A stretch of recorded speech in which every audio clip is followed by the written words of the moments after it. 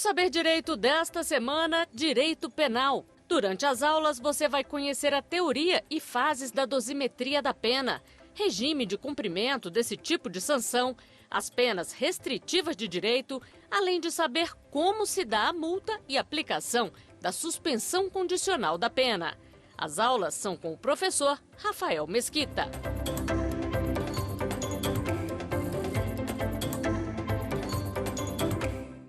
Senhoras e senhores, professor Rafael Mesquita, quem vos fala, e mais uma vez é um prazer enorme estar aqui com vocês. Meu convite foi para que nós pudéssemos acompanhar ao longo dos 5 encontros os temas mais relevantes que dizem respeito à pena, inclusive a sua aplicação. E assim sendo, hoje nós vamos dar continuidade, estamos no nosso 2º encontro, e nós vamos então avançar com relação ao critério ou aos critérios de aplicação da pena. O objetivo, então, é que você saia do nosso encontro hoje compreendendo como é que o juiz chega a determinada quantidade de pena. Perfeito? Vamos todos juntos, então? Venham comigo, eu tenho certeza que a nossa aula será muito proveitosa. Vamos lá! Preste atenção. No nosso primeiro encontro, nós saímos de uma conceituação geral para que você pudesse compreender, para que você pudesse ter uma visão ampla do que vem a ser a pena, quais as suas finalidades, os seus fundamentos. Mas agora, o que nós precisamos fazer é aprofundar um pouco mais. Veja, eu estou te convidando a dar um passo mais profundo em um dos institutos que é mais caro e importante ao direito penal, que diz respeito à aplicação da pena. Vamos juntos, então. O professor Kleber Masson, e eu gosto sempre de começar as minhas aulas trazendo um conceito doutrinário, e o professor Kleber Masson define a aplicação da pena da seguinte forma, abre aspas, a atividade de aplicar a pena exclusivamente judicial consiste em fixá-la na sentença, depois de superadas todas as etapas do devido processo legal, em quantidade determinada, respeitando os requisitos legais em desfavor do réu a quem foi imputada a autoria ou participação em uma infração penal. Finalzinho diz assim, cuida-se de ato discricionário juridicamente vinculado. O juiz está preso aos parâmetros que a lei estabelece.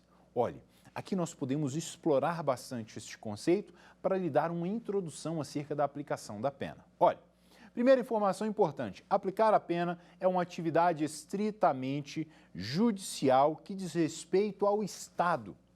Eu, professor Rafael Mesquita, posso aplicar uma pena a você se eu lhe ver fazendo alguma coisa errada? Não posso. Eu posso até moralmente lhe repreender, enfim, mas aplicar uma pena, só quem pode fazer isso é o Estado. E o Estado faz isso por meio do exercício da jurisdição na figura do magistrado. Professor, e o Estado pode fazer isso de qualquer forma? Não. Vamos entender que de qualquer forma seria arbitrário. Todas as vezes que nós caminhamos para o campo da arbitrariedade, nós estamos correndo um sério risco de violação de direitos. É por isso, então, que o professor Kleber Masson, sabiamente, estabelece que a pena será aplicada após um devido processo legal, observados todos os direitos e garantias que são inerentes a este. E o professor ainda acrescenta dizendo, olha, nós temos uma atividade jurídica discricionária, porém vinculada. O que quer dizer isso? Nós vamos ver, por exemplo, que as circunstâncias judiciais, elas serão sopesadas pelo magistrado na primeira etapa de dosimetria da pena.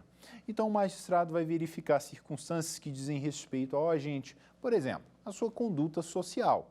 Joia? Tranquilo? Agora, é discricionário, mas é vinculado. O próprio legislador diz ao magistrado quais são as penas que ele pode aplicar, quais são as penas que ele não pode aplicar, quais são os patamares mínimos e patamares máximos.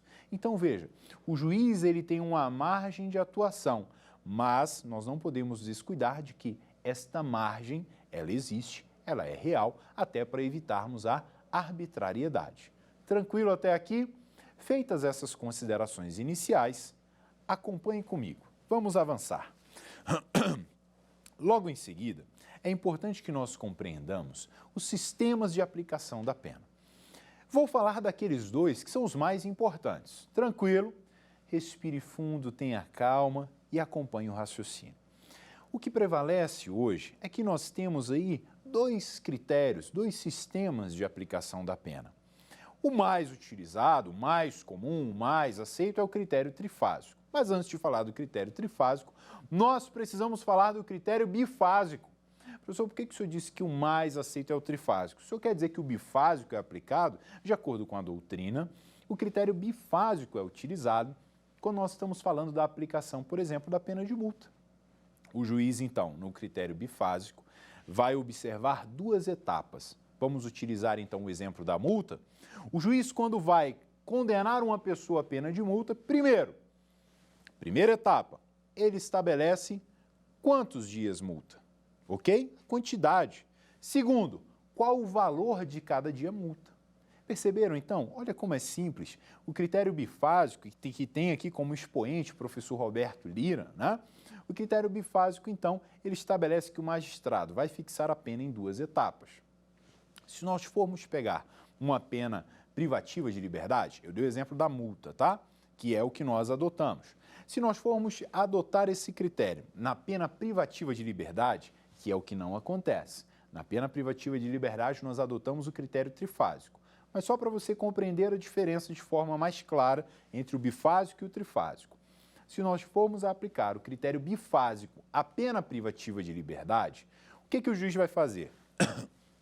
Na primeira etapa, o juiz vai verificar as circunstâncias judiciais, lá do artigo 59, vai aplicar também as atenuantes e agravantes genéricas que estão lá no artigo 61, 62, nós temos um rol taxativo das agravantes e posteriormente ali no 65, 66, um rol exemplificativo das atenuantes. Maravilha? Essa é a primeira etapa da pena.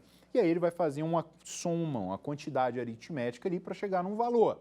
E a segunda etapa? Na segunda etapa, então, o magistrado vai verificar causas de aumento ou causas de diminuição. Professor, me dá um exemplo de causa de diminuição. Tentativa.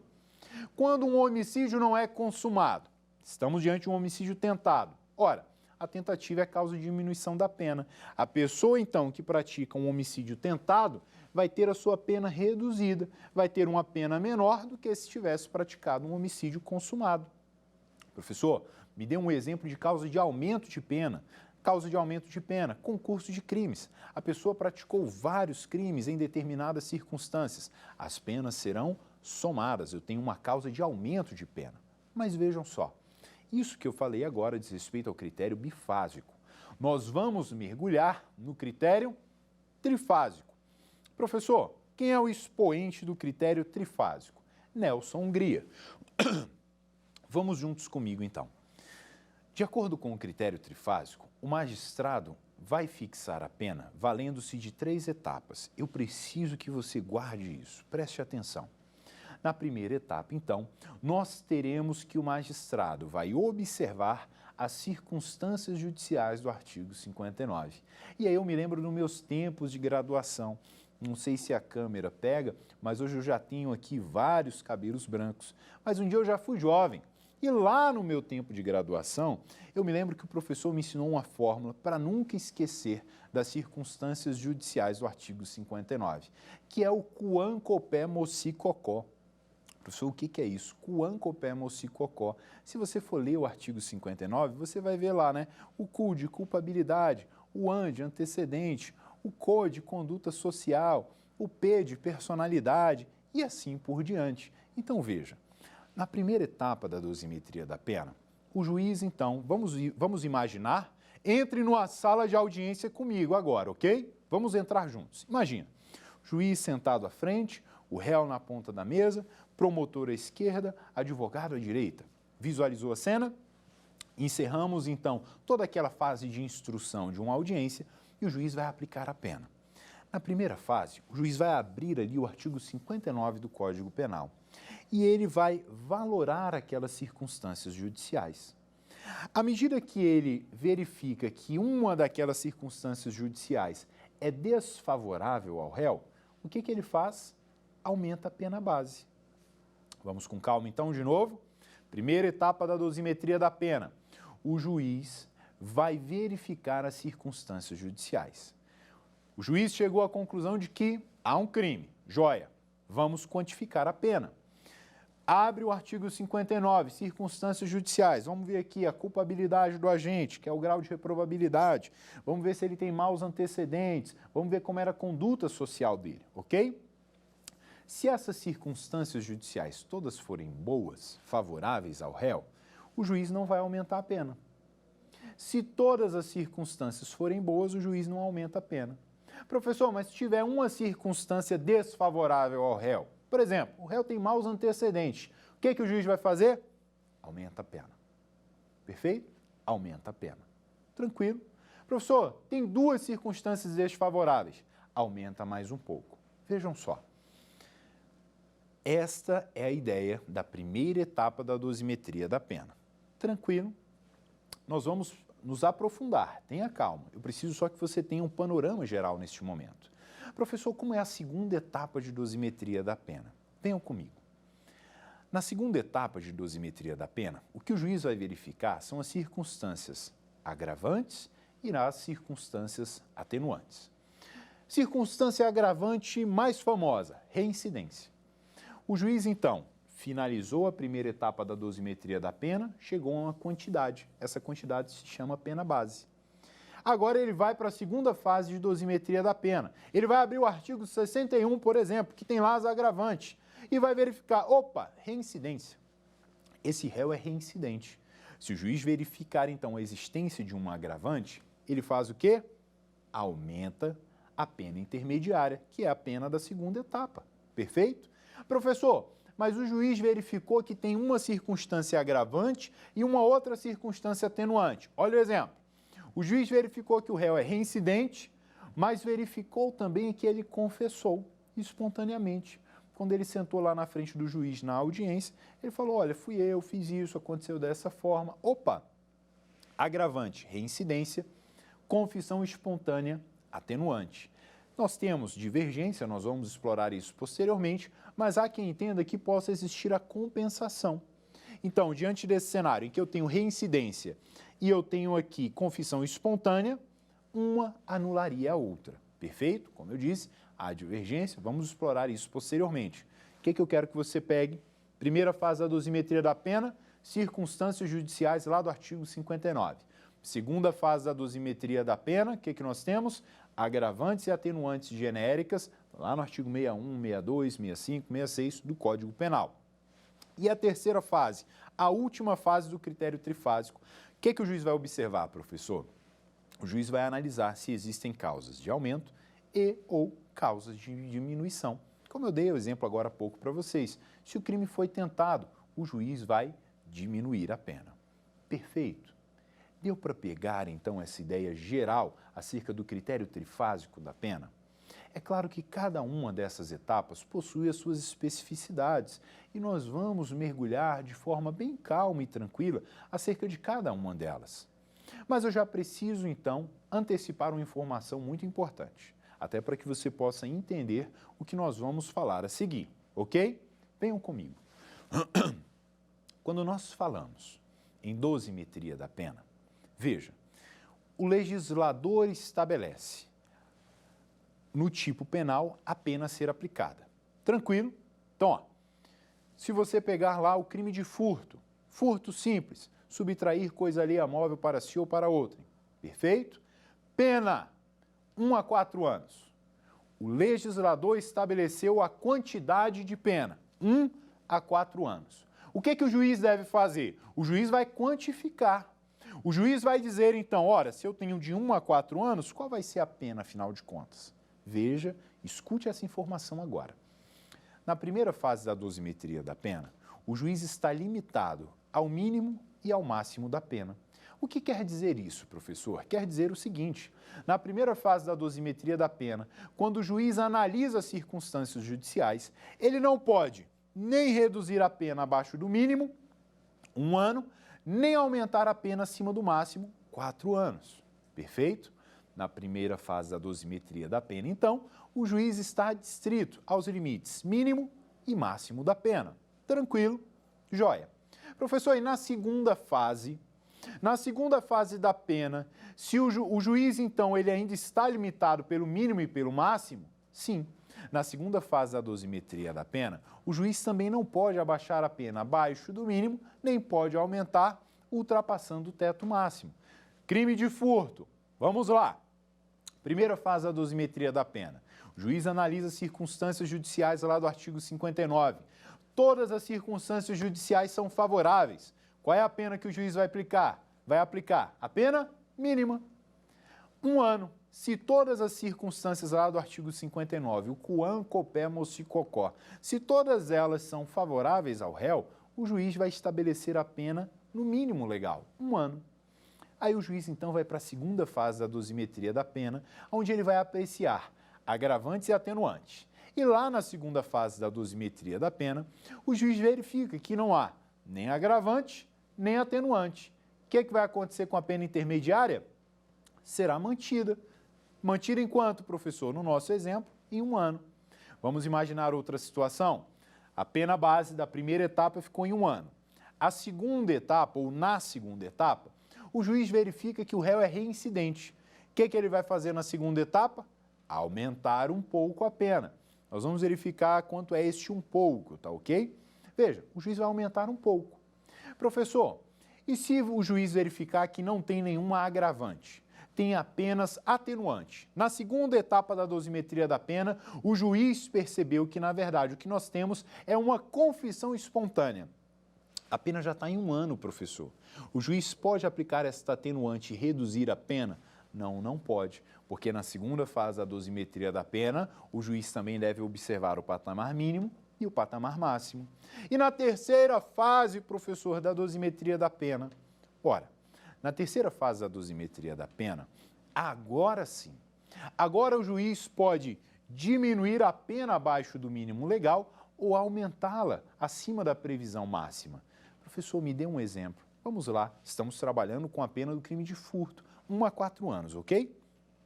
Vamos lá então, 1 a 4 anos. Imagine a seguinte situação. A pena base ficou em 1 ano. Não, todas as circunstâncias judiciais foram favoráveis ao réu. Na segunda fase da dosimetria da pena, também não há atenuantes e não há agravantes, ok? Então, a pena intermediária permaneceu em 1 ano. Na terceira fase de dosimetria da pena, nós temos uma tentativa. O furto não foi consumado, o furto foi tentado. E agora, o que nós faremos? O que o magistrado vai fazer? Ele pode reduzir abaixo de 1 ano? Sim, ele pode reduzir abaixo de 1 ano. Então, veja. Na terceira fase da dosimetria da pena, o juiz pode reduzir a pena abaixo do mínimo legal ou aumentá-la acima do teto, aplicando assim causas de aumento ou causas de diminuição. Conseguimos compreender, então, panorama geral acerca do critério trifásico de aplicação da pena? Agora venham comigo. Eu preciso que você não confunda algumas coisas, ok? Professor, eu já ouvi falar em crime na modalidade simples e crime na modalidade qualificada. É verdade. O legislador, quando ele cria alguns crimes, ele estabelece a punição mais simples para aqueles crimes que são cometidos na modalidade simples e mais severa para aqueles crimes que possuem algumas circunstâncias ali a mais. Por exemplo, eu tenho o homicídio simples, com uma pena, e o homicídio qualificado, por exemplo, que foi praticado por motivo torpe com uma pena maior. Seja na modalidade simples, seja na modalidade qualificada, o magistrado vai ter um patamar mínimo e também um patamar máximo. Se o crime foi praticado na modalidade qualificada, o legislador vai dar um patamar mínimo e também um patamar máximo. O que eu quero que você não confunda? Eu quero que você não confunda qualificadora com causa de aumento de pena.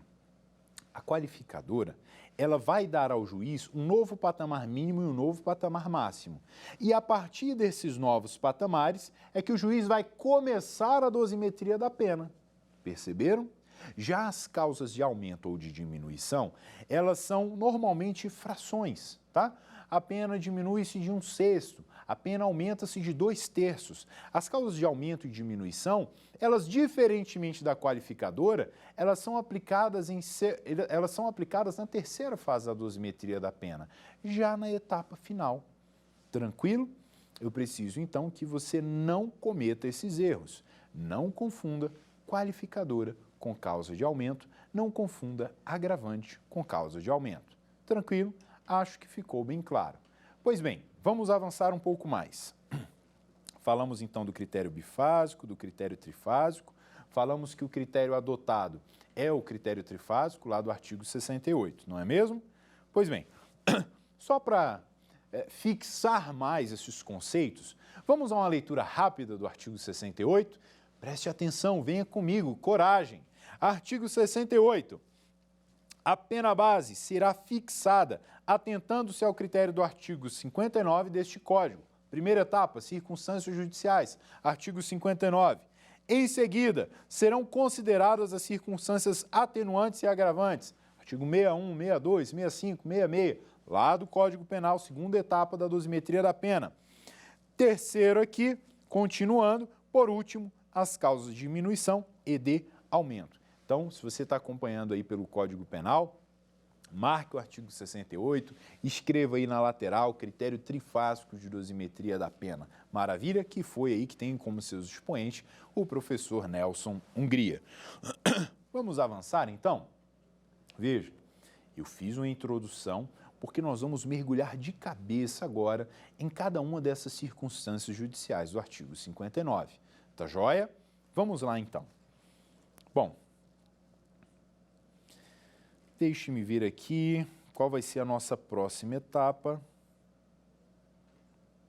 Joia. Vamos mergulhar então nas circunstâncias judiciais do artigo 59? Vamos juntos? Vejam, prestem atenção. Quando o juiz então verifica que existe um crime e ele passa a quantificar a pena, ele vai então fazer o seguinte. Artigo 59. Vamos analisar as circunstâncias judiciais. Se houver uma circunstância judicial desfavorável, o que ele faz? Aumenta a pena. Professor, e ele aumenta a pena em quanto? Pois é. Você acredita que o legislador não disse ao magistrado quanto é que ele vai aumentar a pena? Então veja, se o réu possui maus antecedentes, se a conduta social do réu é também desfavorável a ele, se a sua personalidade é uma personalidade violenta, também é desfavorável a ele, o juiz, a cada uma dessas circunstâncias judiciais desfavorável, deve ir aumentando a pena base, que é a pena da primeira etapa. Agora, enquanto, professor, o legislador não diz. O que nós utilizamos, então, enquanto critério balizador? Né? A jurisprudência. A jurisprudência hoje que prevalece nos nossos tribunais é que para cada uma dessas circunstâncias judiciais desfavorável, o juiz deve aumentar em 1/6 a pena que ele visa aplicar. Perfeito? Então, verificou. Possui maus antecedentes. Nós vamos ver o que são maus antecedentes daqui a pouco e a sua distinção com relação à reincidência. Possui maus antecedentes. Vai aumentar em quanto, professor? 1/6. Ah, além disso, ele possui uma personalidade agressiva. Vai aumentar em quanto? Mais 1/6. Perfeito? Sempre lembrando que na primeira fase o juiz está limitado pela pena mínima e pela pena máxima. Tranquilo? Vamos avançar então. Vem comigo. Olha só. É importante lembrar que as circunstâncias judiciais, elas são residuais. Olha um aspecto bem técnico agora dessa matéria. O que quer dizer isso, professor? Veja, eu só posso utilizar algo como circunstância judicial na primeira fase da dosimetria da pena se aquele algo não é uma qualificadora, se aquele algo não é uma causa de aumento, se aquele algo não é um agravante, se aquele algo não é uma causa de diminuição, se aquele algo não é uma atenuante. Professor, não entendi, me perdi. Calma, venha comigo. O que eu estou dizendo é o seguinte. O juiz vai ler as circunstâncias judiciais do artigo 59, ok? Vamos imaginar motivação. Está lá, quam copé mo, né? Mo de motivação, lá no artigo 59. O juiz vai analisar a motivação do réu. Se a motivação do réu for uma motivação, por exemplo, mesquinha, egoísta, o juiz poderia aumentar a pena base? Poderia, porque é uma motivação desfavorável ao réu. Entretanto, nós temos que uma motivação egoísta, que é concebida por muitos como motivo fútil, é uma agravante. Raciocine comigo. Se este motivo fútil é um agravante, está lá no artigo 61, ele não pode ser utilizado também como circunstância judicial. Vocês já ouviram falar em bis in idem? O que o bis in idem quer dizer? Eu não posso utilizar a mesma circunstância para punir o réu duas vezes. Perceberam? Vamos pegar outro exemplo? Ó, vamos imaginar que o réu cometeu um crime, ok? E desse crime ele foi condenado, a sentença transitou em julgado, ok? Transitou em julgado e ele comete novo crime. Ora, eu posso utilizar então esta condenação anterior transitada em julgado como reincidência e como maus antecedentes? Não, eu não posso. Eu não posso utilizar a mesma circunstância para puni-lo duas vezes. Ou vai ser reincidência ou vai ser maus antecedentes. Se for reincidência, vai ser aplicada a agravante. Perceberam então o que eu quis dizer com circunstâncias judiciais serem residuais? Avancemos. Vamos agora ao que interessa. Vamos analisar todas as circunstâncias do artigo 59, começando com a culpabilidade. Muito cuidado, é interessante. O aluno de direito, ele ouve, né, muitas vezes, e aquele que é aficionado pelo direito penal, que não necessariamente é aluno de direito, mas gosta de estudar, gosta de debater, ele ouve com frequência, né, culpabilidade, a culpabilidade enquanto elemento do crime, a culpa enquanto elemento da conduta, né, da vontade que está lá no fato típico. Veja, nós não podemos confundir essas expressões. Quando o magistrado já verificou que há um crime, ele passa então a dosimetria da pena. E na primeira fase, tem lá no artigo 59, culpabilidade. O que essa culpabilidade diz ao juiz? Juiz, preste atenção, esta conduta dele merece um maior grau de reprovabilidade? Se esta conduta dele merece um maior grau de reprovabilidade, a pena base vai ser aumentada. O que eu quero que você guarde, então, é que a culpabilidade, lá do artigo 59, ela representa um maior ou menor grau de reprovabilidade da conduta. Tranquilo? Vamos avançar, então. Acabamos de verificar a primeira circunstância judicial. Professor, qual seria a segunda? Aqui eu vou precisar de uma atenção especial de você. A segunda circunstância judicial são os antecedentes. Bom, se os antecedentes forem maus, o que vai acontecer com a pena base? Ela vai ser aumentada. Concorda comigo? Então vamos verificar o que são maus antecedentes para saber se o juiz deve ou não aumentar a pena base. Bom, como é que eu chego a um critério do que são maus antecedentes, professor? Por exclusão. Como assim? Primeiro eu preciso entender o que é reincidência. É claro que nós vamos explorar a reincidência lá quando formos trabalhar as agravantes, na segunda etapa da dosimetria da pena. Mas antes, né, nós precisamos pelo menos compreender que maus antecedentes vai ser tudo aquilo que não é utilizado para fins de reincidência. Vamos imaginar então que a pessoa cometeu um crime e logo em seguida, né, depois cometeu outro. Eu preciso verificar, este primeiro crime, ele pode ser utilizado para fins de reincidência?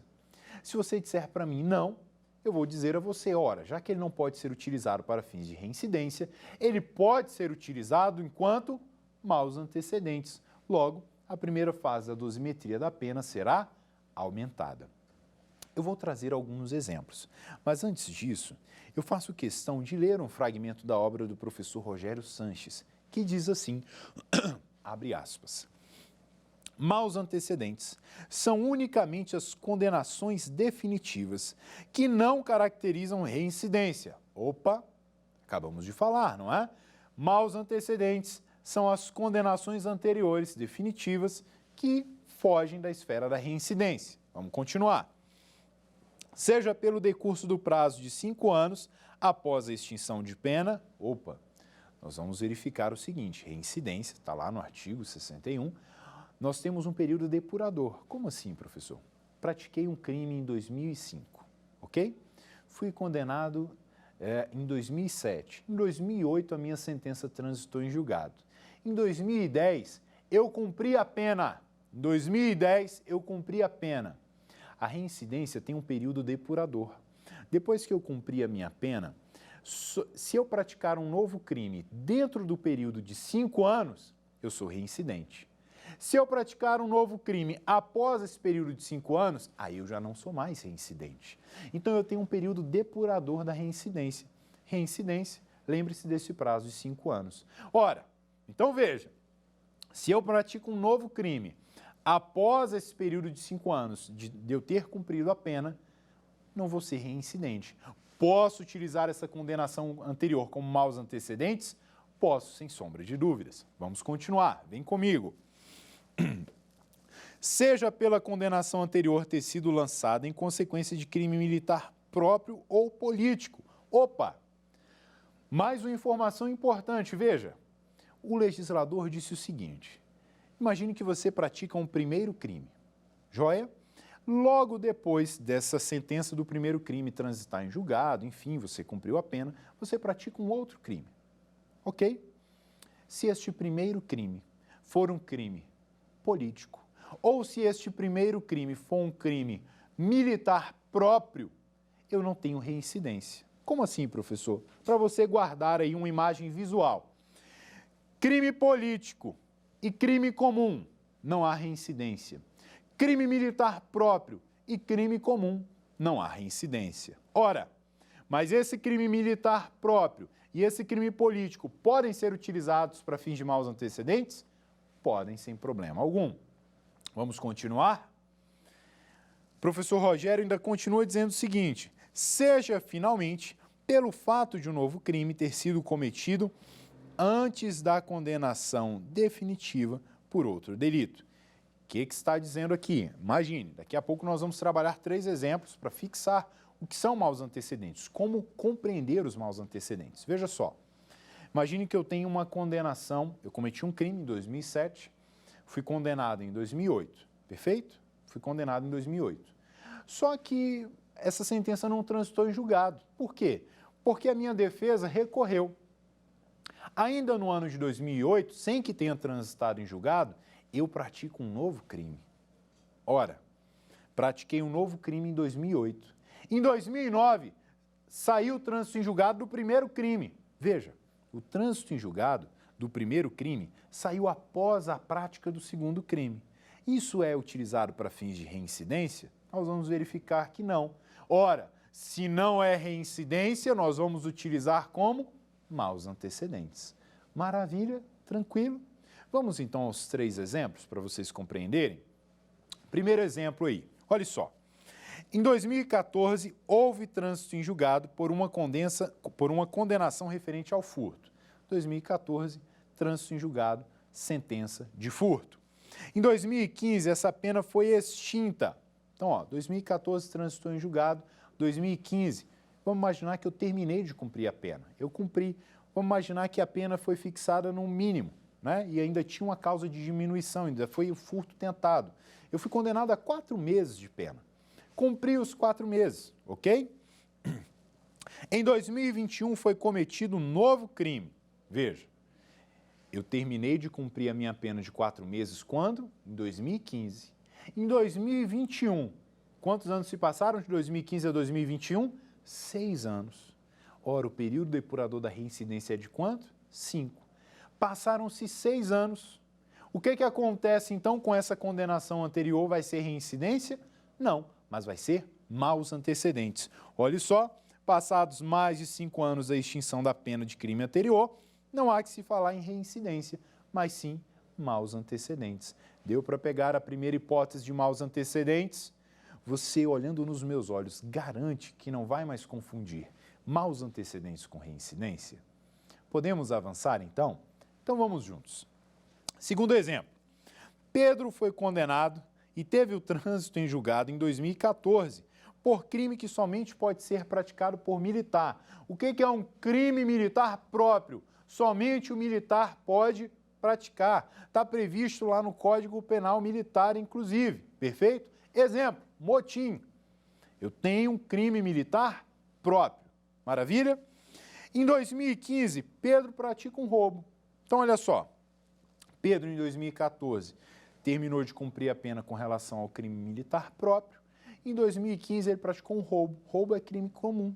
O que quer dizer isso? Qualquer um de nós pode praticar um roubo. Você concorda comigo? Não precisa ser militar. Qualquer um de nós pode praticar um roubo. Então veja, Pedro praticou um crime militar próprio e em seguida um crime comum. Ora, esse crime militar próprio pode ser utilizado para fins de reincidência? Você já respondeu, eu tenho certeza aí do outro lado da tela, dizendo que não pode ser utilizado como reincidência. E acertou. O crime militar próprio anterior é utilizado como maus antecedentes. Terceiro exemplo, Pedro, está sendo processado por roubo. Ou seja, ainda não tem uma sentença condenatória transitada em julgado. Nós ainda estamos aí na etapa de instrução, ainda está acontecendo a audiência, ok? Joia, enquanto ele está sendo processado por roubo, Pedro pratica um estelionato, antes que saia a condenação pelo roubo. Condenado por roubo, será considerado portador de maus antecedentes quando da condenação pelo crime de estelionato. Então, Pedro estava respondendo um processo por roubo. Durante essa instrução processual, praticou o novo crime de estelionato. Depois que ele praticou o estelionato, saiu a sentença condenatória, transitou em julgado a sentença condenatória com relação ao roubo. O que acontece? Essa sentença condenatória pode ser utilizada como maus antecedentes, jamais como reincidência. Perfeito, tranquilo. Então veja, de forma bem sucinta, mas coesa e profunda, eu expliquei para você o segundo elemento das circunstâncias judiciais. Primeiro, culpabilidade. Segundo, antecedentes. Vamos lá agora? Olha só, duas súmulas importantes do STJ que dizem respeito a antecedentes, ok? Súmula 444 do STJ. Anote, você vai ver e vai ouvir muito essa súmula. Diz assim: é vedada a utilização de inquéritos policiais e ações penais em curso para agravar a pena base. Professor, tem 10 inquéritos abertos me investigando. Esses 10 inquéritos abertos podem ser utilizados como maus antecedentes? Também não. Professor, eu estou respondendo 20 ações penais. Essas 19 ações penais, outras, podem ser que ainda estão tramitando, podem ser utilizadas como maus antecedentes? Também não, porque estão em curso. E se no final você for absolvido? O que vai acontecer? Perceberam um raciocínio? Duas súmulas, então, muito importantes. A primeira é a 444 do STJ e a segunda também do Superior Tribunal de Justiça, 636, que diz assim: a folha de antecedentes criminais é documento suficiente a comprovar os maus antecedentes e a reincidência. Veja, não basta alguém, no meio do processo, dizer assim: ora, o fulano é maus antecedentes. O que a súmula do STJ está dizendo é que, para comprovar que fulano possui maus antecedentes ou para comprovar que fulano possui reincidência, eu preciso de um documento. E esse documento pode ser a folha de antecedentes do fulano. Perfeito? Veja, de todas as circunstâncias judiciais que nós vamos trabalhar do artigo 59, essa é a mais profunda. Então eu garanto para você que agora nós vamos, de forma mais leve, passar por todas as outras circunstâncias judiciais. Tranquilo? Venham comigo, então, para a próxima circunstância. Olha só, falamos da culpabilidade, falamos dos antecedentes. E agora, nós vamos falar da conduta social. Professor, olha, quan, co, pé. Quan, culpabilidade, antecedentes, co, conduta social. O que é a conduta social? O juiz vai tentar verificar como é que aquele réu se comporta no meio da sociedade. Como é que ele é no seu trabalho? Vamos imaginar que uma das testemunhas do processo seja um colega do trabalho. O juiz vai perguntar: olha, como é que é o fulano lá no trabalho? Aí a testemunha pode se perguntar: meu Deus, mas o que isso tem a ver com o crime? Ora, o que o juiz quer verificar é a conduta social daquela pessoa. Por exemplo, uma outra situação, é ouvido como testemunha o primo do réu. O juiz pode perguntar: olha, como é que essa pessoa é na família? Sabe, aqueles churrascos de família vocês fazem? Domingo vocês fazem churrasco? Sim, como é que ele se comporta? Ele é uma pessoa que vai lá, conversa com todo mundo, brinca, ou ele é uma pessoa mais séria, mais retraída? Você já reparou alguma situação que chamou a sua atenção? O que o juiz está fazendo com essas perguntas? Ele está tentando verificar como é a conduta social e se essa conduta social deve ser desfavorável ao réu. Avancemos. Culpabilidade, antecedentes, conduta social, próximo lá do artigo 59, personalidade do agente. Pode ser que uma das testemunhas seja, por exemplo, a esposa do réu. E o juiz faça ali algumas perguntas para verificar se aquele réu possui uma personalidade agressiva, violenta. É uma pessoa que trata ali de forma ríspida os filhos, né? Que ameaça, que agride sem motivo. O que é que o juiz está verificando? Como é a personalidade daquela pessoa? Ok? Próxima circunstância judicial. Nós temos aí os motivos do crime. E aí eu preciso chamar a sua atenção novamente. Veja só. Quando nós falamos de motivos do crime, muito cuidado. Se estes motivos forem qualificadoras ou se estes motivos forem agravantes, eles não podem ser utilizados novamente como motivos na primeira fase da dosimetria da pena. Professor, me dá um exemplo, professor. Vamos lá. A pessoa pratica um homicídio e ela pratica esse homicídio porque ela quer ficar com a herança dos pais. Opa! De acordo com a doutrina majoritária, esta motivação qualifica o homicídio, qualifica-o dizendo, há um motivo torpe. Ora, se eu estou utilizando esta motivação para qualificar o homicídio, eu posso utilizá-la novamente na primeira fase da dosimetria da pena? Não, não posso. Já usei uma vez, se eu usar de novo, é bis in idem e isso é vedado no regramento pátrio. Bom, professor, vamos imaginar o roubo. O roubo ele não é qualificado por motivo torpe, né? Ele não é qualificado por motivo torpe. Mas vamos imaginar que eu pratico um roubo contra uma pessoa porque aquela pessoa é minha inimiga e eu quero fazer ela sofrer. Eu sei que ela tem lá, por exemplo, um pingente, e aquele pingente é a última lembrança que ela tem do seu pai. E eu vou lá, então, mediante violência ou grave ameaça, eu subtraio aquele pingente. Não tem valor nenhum, às vezes é de um material sem qualquer valor. Eu quero só fazer aquela pessoa sofrer. Ora, isso pode ser considerado aí um motivo torpe também, a depender da situação, até um motivo fútil, não é? Vejam só, este motivo vai qualificar o crime de roubo? Não, não vai.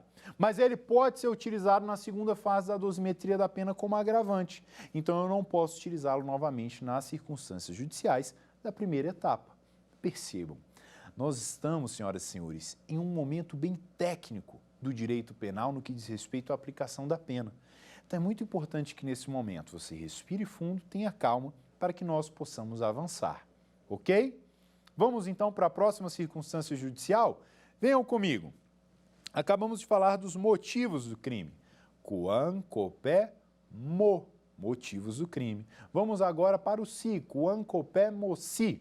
Bom, o si diz respeito aqui às circunstâncias do crime. Então, o juiz vai tentar verificar aqui quais são as circunstâncias que podem fazer com que aquele crime tenha uma menor ou maior gravidade. Quer ver só uma coisa? Vamos lá. Qual reprimenda, você considera essa reprimenda que eu vou mencionar agora, esse exemplo que eu vou mencionar agora, um exemplo de proporcionalidade? Veja só, uma pessoa decide praticar um roubo, tá? Para tanto, ela vem de carro, aborda um transeunte na rua, aponta a arma e fala, passa tudo. E a pessoa passa tudo, ele pega, vai embora. Essa dinâmica toda não durou 10 segundos. Foi praticado um roubo, ok? Bom, olha o outro exemplo. A pessoa decide praticar um roubo e, para tanto, ele vai para a porta de uma residência, espera a família entrar com o carro.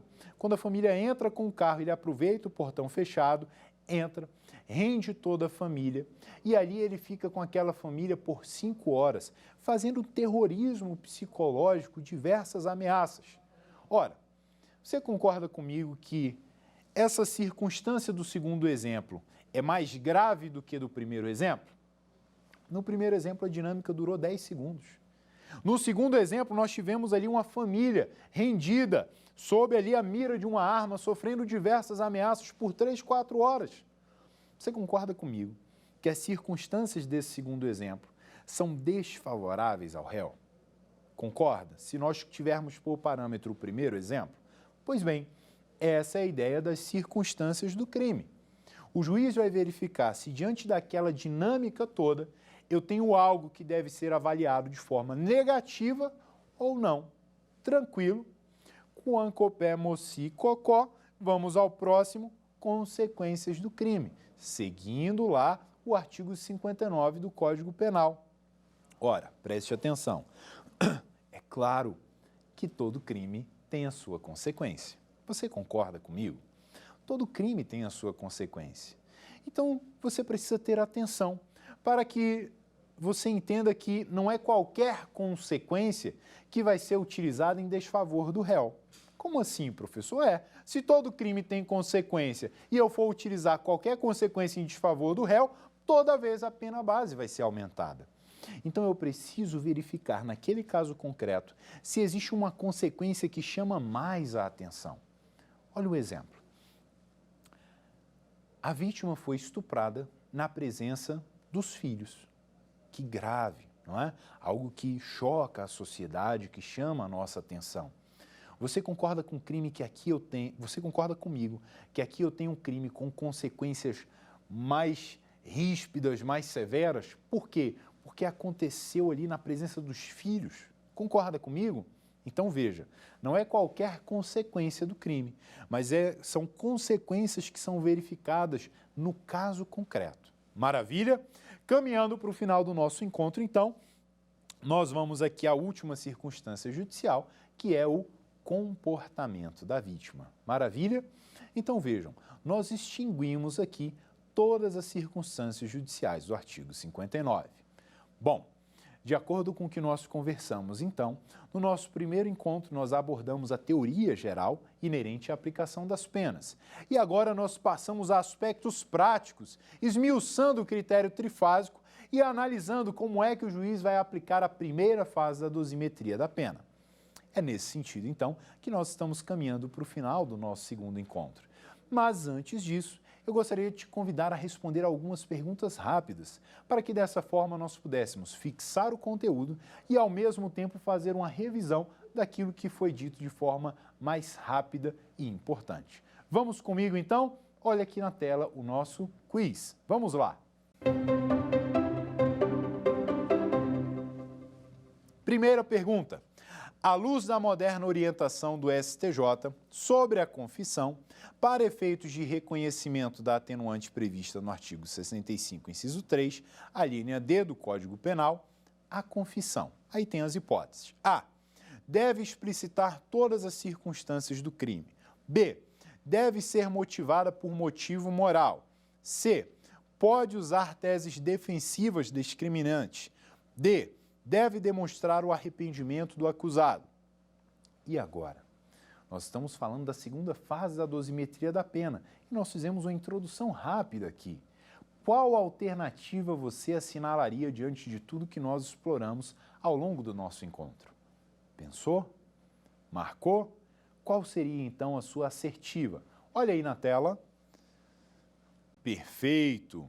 Pode usar teses defensivas discriminantes. Vejam só, a confissão e a reincidência possui ali, nos tribunais, algumas divergências. Às vezes o STJ vai entender de uma forma, o Supremo Tribunal Federal vai entender de outra, e nós precisamos estar atentos para o posicionamento de cada uma dessas cortes. Vejam só, quando nós falamos de confissão, nós estamos falando de uma atenuante a ser observada na segunda fase da dosimetria da pena. Então, se aquela pessoa confessa, ela vai ter a sua pena intermediária, na segunda etapa, reduzida. Joia? A questão é a seguinte: se eu confesso que pratiquei aquele crime, mas digo que o pratiquei em legítima defesa, que é uma discriminante, é isso que a alternativa está nos dizendo. Se eu digo assim, olha, matar eu matei, mas agi em legítima defesa. Olha, furtar eu furtei, mas agi em estado de necessidade. Esta confissão, ancorada em um excludente de ilicitude, pode ainda assim atenuar a pena? Pode. Ela pode atenuar a pena de acordo com o entendimento do Superior Tribunal de Justiça. Perfeito? Joia? Preparado para a nossa próxima pergunta? Então olha aí na tela. Considerando os enunciados da jurisprudência sumulada do STJ, assinale a afirmativa correta. A. A folha de antecedentes criminais é documento suficiente a comprovar maus antecedentes e reincidência. B. Para a configuração da violência doméstica e familiar, prevista no artigo 5º da Lei 11.340, que é a Maria da Penha, exige-se a coabitação entre autor e vítima. C. A majorante do tráfico transnacional de drogas exige a consumação da transposição de fronteiras, sendo insuficiente para sua configuração a mera comprovação da destinação internacional da droga. D. A incidência da atenuante da confissão espontânea no crime de tráfico ilícito de entorpecentes baseia-se na simples admissão da posse ou propriedade, ainda que alegada a destinação do uso próprio, não exigindo reconhecimento da traficância pelo acusado. Extenso, não é? Nós precisamos também nos preparar para essas questões extensas, né? Questões que exigem um conhecimento não só daquela matéria, mas de tantas outras que estão ao derredor ali ou inerentes ao direito penal. Pensou? Qual alternativa você assinalaria diante do conteúdo que nós abordamos no nosso encontro hoje? Vamos lá? A alternativa correta na tela. Letra A. Nós acabamos de falar sobre isso, inclusive lemos a súmula do STJ. É entendimento sumulado do STJ que nós precisamos de um documento para demonstrar maus antecedentes e reincidência. E este documento pode ser a folha de antecedentes. Nós vamos verificar, só para desmistificar e não restar nenhuma dúvida com relação às outras alternativas, com relação à linha D. Nós vamos verificar que é possível a confissão com relação ao crime de tráfico ilícito de entorpecente? É possível. Agora, eu não posso confessar dizendo assim, não, eu estava portando aqui essa quantidade de drogas para consumo pessoal. Se eu for condenado por tráfico, essa confissão não vai ser adotada para atenuar a minha pena. Trocando em miúdos, para que aquela atenuante da confissão seja aplicada no meu tráfico, eu preciso confessar que eu estava com aquelas substâncias entorpecentes para traficar. Perfeito? Letra C também está equivocada, porque para que se fale em tráfico transnacional de drogas, né, nessa majorante, não é necessário a transposição das fronteiras. Tranquilo? E a alternativa B também está equivocada, por quê? Porque se você analisa a Lei Maria da Penha, a doutrina e a jurisprudência são pacíficas no sentido de que essa lei pode ser aplicada ainda que não haja mais coabitação entre as pessoas que estão envolvidas naquele conflito. Vamos então à nossa terceira e última pergunta do quiz. Olha na tela. A legislação penal excepciona a reincidência em casos específicos. São hipóteses previstas em lei. A. Crimes militares por extensão e contravenções penais. B. Crimes militares impróprios e casos de transação penal. C. Crimes militares próprios e impróprios e crimes culposos. D. Crimes militares próprios e casos de perdão judicial. É uma questão, então, que diz respeito à reincidência. E hoje nós pincelamos de forma rápida alguns aspectos que podem caracterizar a reincidência, até para distingui-la dos maus antecedentes. E assim sendo, qual é a alternativa que você assinalaria aqui? Pensou? Vamos à resposta correta, então? Na tela, acompanhem comigo. Joia! Alternativa correta, a letra D. Crimes militares próprios e casos de perdão judicial.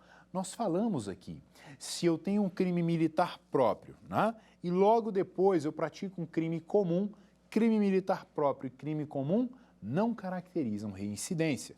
No mesmo sentido, se no primeiro crime, se na primeira situação, o juiz aplica o perdão judicial, este perdão judicial também não vai ser utilizado para fins de reincidência. Excelente! Olha como foi proveitoso o nosso segundo encontro. Eu tenho certeza que até então você tem aqui mergulhado no conhecimento que diz respeito à pena. Fica então o meu convite para o nosso terceiro encontro.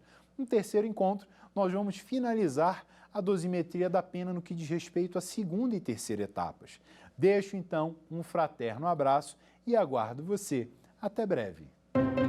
Quer dar uma sugestão de tema para os cursos do Saber Direito? Então mande um e-mail para saberdireito@stf.jus.br ou entre em contato pelo nosso WhatsApp. O número é esse que aparece na sua tela.